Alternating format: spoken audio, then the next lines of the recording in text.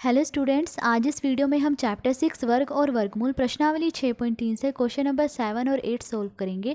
उससे पहले अगर आपने मेरे चैनल को सब्सक्राइब नहीं किया है तो कर लीजिए। अब क्वेश्चन नंबर 7 देखिए, एक विद्यालय में कक्षा 8 के सभी विद्यार्थियों ने प्रधानमंत्री राष्ट्रीय राहत कोष में 2401 रुपये दान दिए। तो एक विद्यालय की कक्षा 8 के सभी विद्यार्थियों ने कुल 2401 रुपये दान दिए हैं प्रधानमंत्री राष्ट्रीय राहत कोष में। कितने रुपए कुल दान दिए हैं? 2401 रुपये। प्रत्येक विद्यार्थी ने उतने ही रुपए दान में दिए जितने कक्षा में विद्यार्थी थे। और लिखा गया है कि कक्षा में जितने विद्यार्थी थे प्रत्येक विद्यार्थी ने उतने ही रुपए दान में दिए हैं। जैसे कि मान लीजिए अगर कक्षा में 30 विद्यार्थी हैं तो प्रत्येक विद्यार्थी ने जो है 30 रुपये दान में दिए हैं, ये कहा गया है। कक्षा के विद्यार्थियों की संख्या ज्ञात कीजिए। तो अब हमें बताना है कि कक्षा 8 में कुल कितने विद्यार्थी हैं।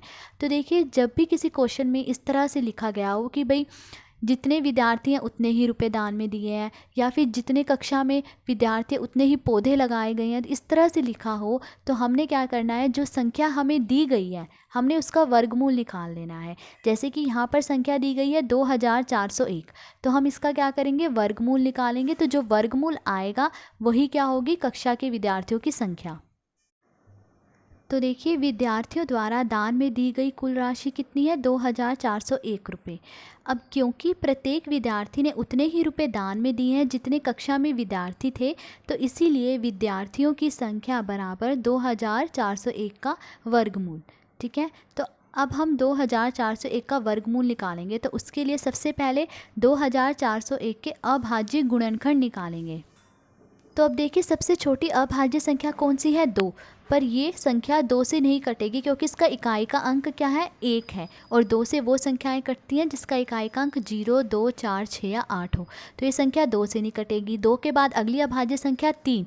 देखिए, 3 से भी ये संख्या नहीं कटेगी क्योंकि इस संख्या के अंकों का जोड़ 3 से नहीं कट रहा है। देखिए, संख्या के अंकों का जोड़ क्या है, 4 में 2 जोड़ा 6, 6 में 1 जोड़ा 7, 7 3 से नहीं कटता। 3 के बाद अगली अभाज्य संख्या 5, 5 से भी ये संख्या नहीं कटेगी। ठीक है, 5 के बाद अगली अभाज्य संख्या 7 है, 7 से ये संख्या कट जाएगी। तो हम 7 से इसे काट लेंगे। 7 तिये 21, 7 चौके 28, 7 तिये 21। दोबारा ये 7 से कट जाएगी। 7 चौके 28, 7 निमे 63। फिर ये भी 7 से कट जाएगा। 7 सते 49, 7 एकम 7। तो देखिए, 2401 के अभाज्य गुणनखंड कौन से हैं, 7 गुणा 7 गुणा 7 गुणा 7।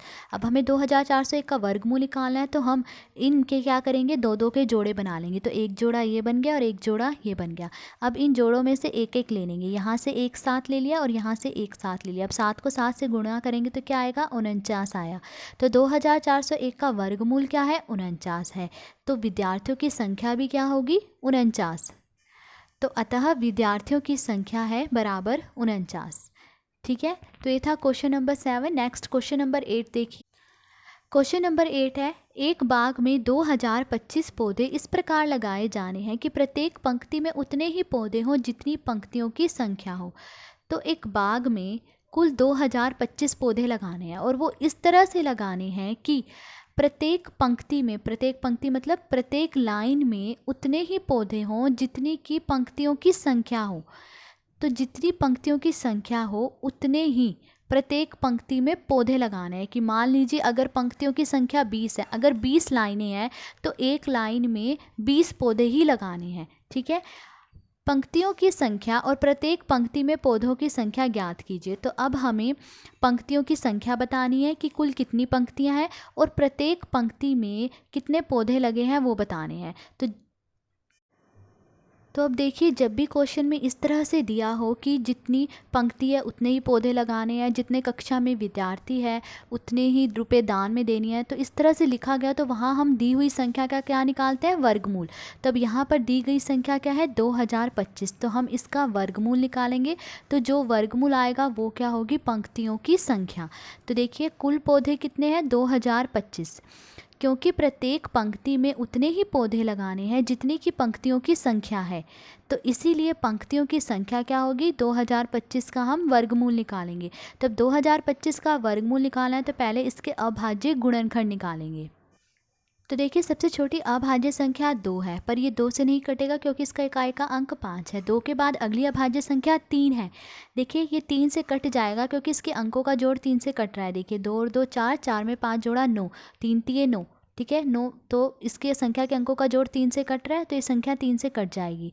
तब इसे हम 3 से भाग दे के देखेंगे कितने पे कट रहा है। 3 छिके 18, 10 में से 8 माइनस करेंगे 2, ऊपर से 2 उतारा, फिर 3 सत्ते 21, 2 में से 1 माइनस करा 1, फिर ऊपर से 5 उतारेंगे, 3 पंजे 15। तो कितने पे कट रहा है 675। तो जब हमें इस 3 से काट रहे हैं तो 675 पे कट रहा है। अब ये 675 दोबारा 3 से कट जाएगा, 3 दूनी 6, 3 दूनी 6, फिर 3 पंजे 15। अब देखिए ये भी दोबारा 3 से कट जाएगा, 3 सत्ते 21, 3 पंजे 15।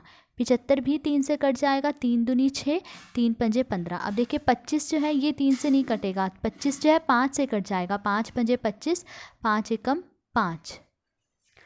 तो देखिए 2025 के अभाज्य गुणनखंड ये हैं। अब हमें 2025 का वर्गमूल निकालना, तो हम इनके दो दो के जोड़े बना लेंगे। तो एक जोड़ा ये बन गया, एक जोड़ा ये और एक जोड़ा ये बन गया।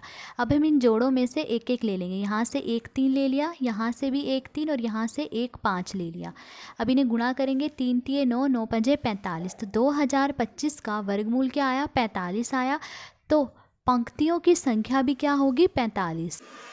तो इसीलिए पंक्तियों की संख्या क्या है, 45। अब आगे उन्होंने एक और चीज़ भी पूछी है कि प्रत्येक पंक्ति में कितने पौधे हैं, उनकी भी संख्या बतानी है हमें। तो देखिए क्वेश्चन में दिया गया था कि जितनी पंक्तियों की संख्या होगी, ठीक है, प्रत्येक पंक्ति में उतने ही पौधे होंगे। तो अब पंक्तियों की संख्या कितनी है, 45 है। तो इसीलिए प्रत्येक पंक्ति में पौधे भी कितने होंगे, 45 होंगे।